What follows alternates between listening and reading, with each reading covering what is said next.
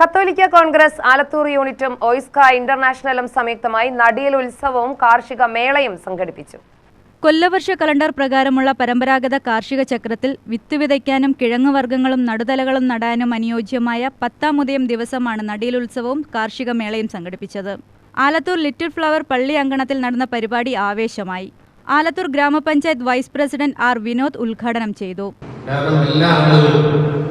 നമ്മൾ ചിന്തിക്കുന്ന പോലെ തന്നെ ഒരു പ്രദേശത്ത് ഒത്തുകൂടാൻ കഴിയുന്ന വേദികൾ ഉണ്ടാക്കുക എന്ന് പറയുന്നത് അദ്ദേഹത്തിന്റെ മനസ്സിന്റെ വലിപ്പം അല്ലെങ്കിൽ ഈ ഇടവകയുടെ ചിന്താശക്തി എന്ന് മാത്രമാണ് എനിക്ക് ആ വിഷയത്തിൽ സൂചിപ്പിക്കാറുള്ളത്. ഇവിടെ നിന്ന് തിരഞ്ഞെടുത്ത വിഷയം പുതുതലമുറയെ പരിചയപ്പെടുത്താൻ നാം ഉദ്ദേശിക്കുന്ന വിഷയവും കൃഷിയാണ്. ഇന്നിപ്പോ നമുക്കറിയാം, എന്തായാലും ഈ കാർഷിക മേഖലയെ കുറിച്ച് ഞാനിവിടെ പ്രസംഗിക്കുന്നത് അത്യാവശ്യമാണ്. കാരണം ലക്ഷ്മി മേഖലയെ പോലുള്ള ആളുകൾ ഈ വേദിയിലുണ്ട്. കത്തോലിക്ക കോൺഗ്രസ് പാലക്കാട് രൂപത ഡയറക്ടറും ആലത്തൂർ ലിറ്റിൽ ഫ്ലവർ പള്ളി വികാരിയുമായ ഫാദർ ചെറിയാൻ ആഞ്ഞിലിമുട്ടിൽ അധ്യക്ഷനായി.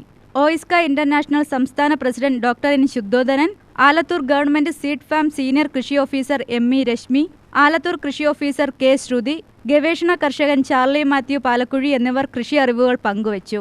ആലത്തൂർ ഗ്രാമപഞ്ചായത്ത് അംഗം M. Fousiya, holy family school principal sister Aneeta Chiramel, Catholic Congress unit president Job J Nedumkadan, little flower പള്ളി ട്രസ്റ്റിമാരായ ടിജോ പാറയ്ക്കൽ, ബിജു തലക്കോടൻ എന്നിവർ സംസാരിച്ചു.